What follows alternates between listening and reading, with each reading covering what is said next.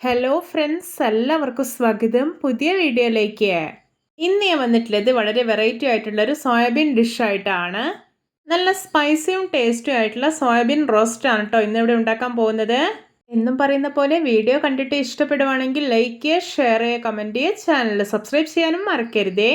പിന്നെ ഫേസ്ബുക്കിലൂടെയാണ് വീഡിയോ കാണുന്നതെങ്കിൽ page follow കൂടി ചെയ്യണേ. അപ്പോൾ നമുക്ക് നേരെ വീഡിയോയിലോട്ട് പോവാം.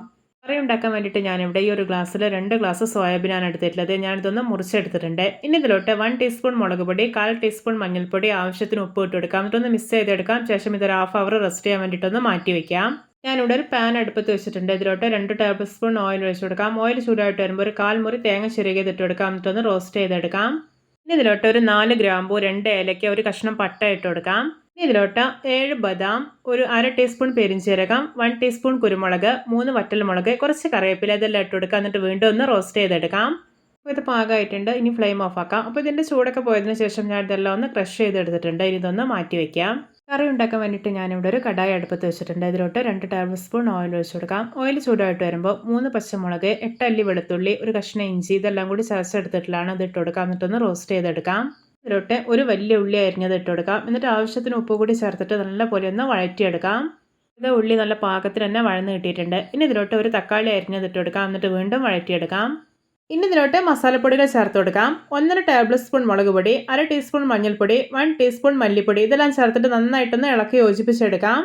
വളരെ എളുപ്പത്തിൽ ഉണ്ടാക്കിയെടുക്കാൻ പറ്റുന്ന നല്ലൊരു നോൺ വെജ് ടേസ്റ്റുള്ള സോയ റോസ്റ്റ് റെസിപ്പിയാണിത്. എല്ലാവരും ഇതുപോലെ ഒന്ന് ഉണ്ടാക്കി നോക്കണേ. ഇനി ഇതിലോട്ട് കുറച്ച് വെള്ളം ഒഴിച്ചു കൊടുക്കാം. എന്നിട്ടൊന്ന് മിക്സാക്കി എടുക്കുകയാണ്. ഇതൊന്ന് തിളച്ച് വരട്ടെ.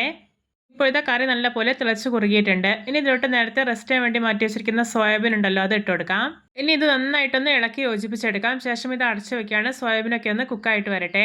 ഒരു കാര്യം പ്രത്യേകം ശ്രദ്ധിക്കണം, സോയാബീൻ ഓവറായിട്ട് വെന്തുടഞ്ഞു പോകരുത്. അങ്ങനെ കഴിക്കുമ്പോൾ ഒരു ടേസ്റ്റ് ഉണ്ടാവില്ല. നമ്മൾ കഴിക്കുന്ന സമയത്ത് ചെറുതായിട്ടൊന്ന് കടിക്കാൻ പറ്റുന്ന പാകത്തിൽ കിട്ടണം.